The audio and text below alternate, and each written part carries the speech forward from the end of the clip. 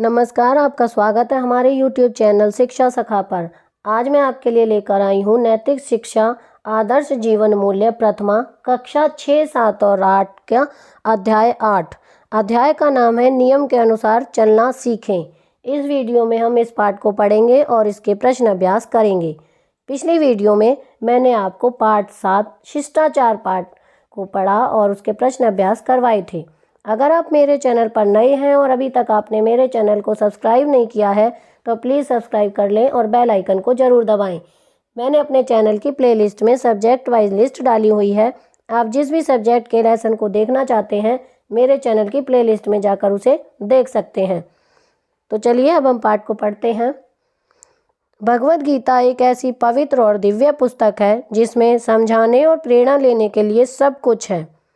भगवान श्री कृष्ण कहते हैं कि सृष्टि का चक्र नियमों के अनुसार चल रहा है। शरीर को देखो या व्यापक प्रकृति को, सब कुछ नियम के अंतर्गत है। शरीर में श्वासों की गति, पाचन शक्ति, रक्त संचार, हृदय की धड़कन, सब कुछ नियमबद्ध है।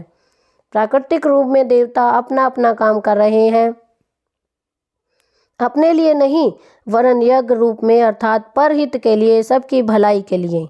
गीता ने तो यहाँ तक कहा है कि अन्न से सब प्राणियों का संरक्षण है। अन्न वर्षा से, वर्षा यज्ञ से, यज्ञ परहित अथवा नियत कर्मों का नाम, कर्म का प्रेरक स्वयं ब्रह्मा है, परमात्मा, और इस दृष्टि से यज्ञ में ही परमात्मा का निवास है। अत्राब्ध भवन्ति भूतानि परजन्याद अन्न संभवः, यज्ञाद भवति परजन्यो यज्ञ कर्म समुद्भवः। गीता अध्याय 3 श्लोक 14। सरलात, संपूर्ण प्राणी अन्न से उत्पन्न होते हैं। अन्न की उत्पत्ति वर्षा से होती है, वर्षा यज्ञ से होती है और यज्ञ कर्मों से उत्पन्न होने वाला है। कर्म ब्रह्मोद्भवम विधि ब्रह्मक्षर समुद्भवम, तस्मात् सर्यगतम ब्रह्म नित्यम यज्ञे प्रतिष्ठितम। गीता अध्याय 3 श्लोक 15। सरलात, कर्म को तू वेद से उत्पन्न हुआ जान, और वेद अविनाशी परमात्मा से उत्पन्न हुआ है। इससे सर्वव्यापी ब्रह्म सदा ही यज्ञ में प्रतिष्ठित रहता है। प्यारे बच्चों, इसे पढ़कर आप निराश नहीं हो जाओ कि यह सब तो हमारी समझ की बात नहीं और न ही हमारे लिए बहुत महत्वपूर्ण या आवश्यक है। ऐसा नहीं है कि इसे समझ लेने से बहुत कुछ समझ में आ जाएगा। गीता के कृष्ण यह समझाना चाहते हैं कि सबसे महत्वपूर्ण कार्य है यज्ञ।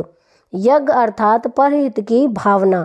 जैसे ये सभी देवता परहित के भाव से कार्य कर रहे हैं, सूर्य, जल, वायु, चंद्र आदि देव, इनका अपना स्वार्थ कहाँ है? समस्याएं तभी जन्म लेती हैं जब मनुष्य स्वार्थी बनता है, केवल अपने हित, अपने लाभ और अपने सुख तक ही सीमित हो जाता है।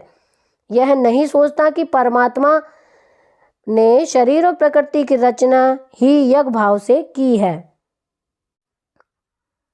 जरा अपने शरीर को देखो, हाथ के पास कुछ खाने के लिए आता है, वह अपने पास नहीं रखता, मुंह में डाल देता है। मुंह में आते ही दांत अच्छी तरह चबा कर पेट में भेज देते हैं।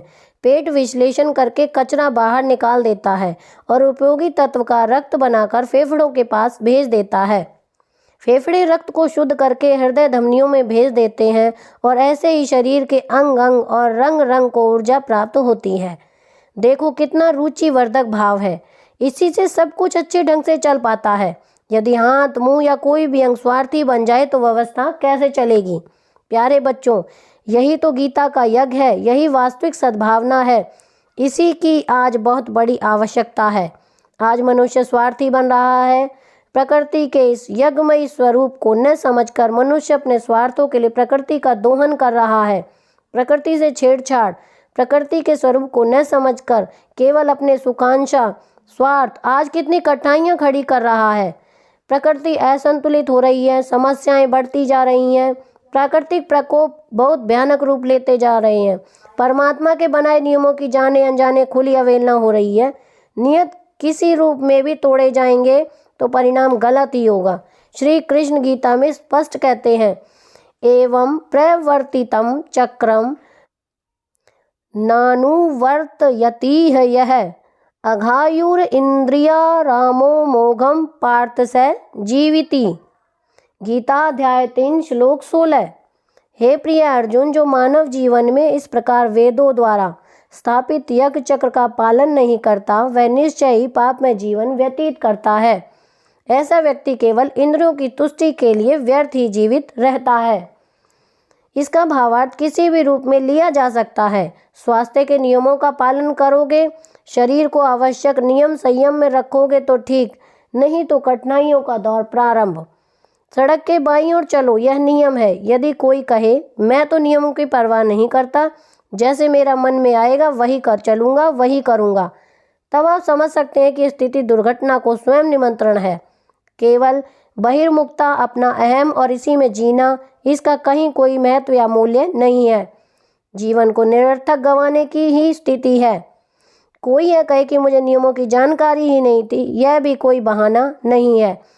कानून से अनभिज्ञता कोई बहाना नहीं है। प्यारे बच्चों, आओ गीता की इस प्रेरणा को व्यापक अर्थों में समझें और स्वीकार करें। हर क्षेत्र में, हर रूप में नियम पालन को अपना स्वभाव बनाएं। हम विद्यालय में हैं या किसी कार्यालय में, वाहन चला रहे हैं या जीवन की किसी भी अन्य क्षेत्र में हैं, नियमों का पालन आपको महानता की ओर ले जाता है, जबकि नियमों का उल्लंघन स्वयं के आगे प्रश्न चिन्ह खड़ा करता है। नियम पालन अनुशासित, मर्यादित और सभ्य जीवन का प्रथम सोपान है। क्या आप असभ्य कहलाना या बनना चाहेंगे? शायद बिल्कुल भी नहीं। तो आओ गीता के ऐसे मार्गदर्शन को सामने रखकर ही जीवन यात्रा में आगे बढ़ें। अब हम इस पाठ के प्रश्न अभ्यास करेंगे। पहला प्रश्न है, सृष्टि का चक्र किस प्रकार चलता है? उत्तर, सृष्टि का चक्र नियमों के अनुसार चलता है। प्रश्न 2, परहित से क्या अभिप्राय है? उत्तर, परहित का अर्थ है दूसरे की भलाई, दूसरे का कल्याण। प्रश्न 3, आज का मनुष्य अपने स्वार्थवश क्या कर रहा है? उत्तर, मनुष्य अपने स्वार्थों के लिए प्रकृति का दोहन कर रहा है। प्रकृति के स्वरूप को न समझकर केवल अपनी सुख आकांक्षा, स्वार्थ रूपी कठिनाइयाँ खड़ी कर रहा है। प्रश्न 4, जीवन में कठिनाइयाँ और समस्याएं क्यों जन्म लेती हैं? उदाहरण सहित स्पष्ट करें।